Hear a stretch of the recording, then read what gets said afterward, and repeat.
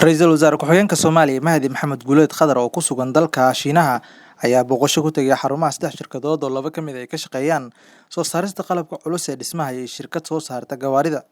Kadib ka qaybgalkiisii carwada gobolka Hunan ee Shiinaha oo lagu qabtay wadankaasi ayaa shirkadaha waxay ku soo bandhigayeen qalabka ay u iibgeeyaan dunida inteeda kale. Shirkadda Sane Siag iyo waliba China Railway ayaa waxay Ra'iisul Wasaare Ku-xigeenka Soomaaliya ku casuumeen inuu booqdo xarumahooda si uu u arko waxyaabaha ay soo saaraan.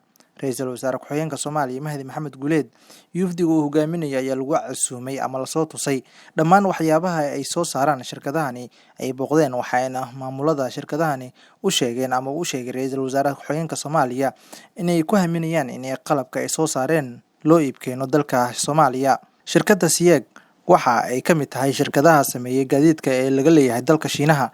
Shirkadda China Railway waxa ay iyana soo saartaa mashiinada dhismaha, halka shirkadda Sane Heavy Industry ay soo saarto qalabka culus.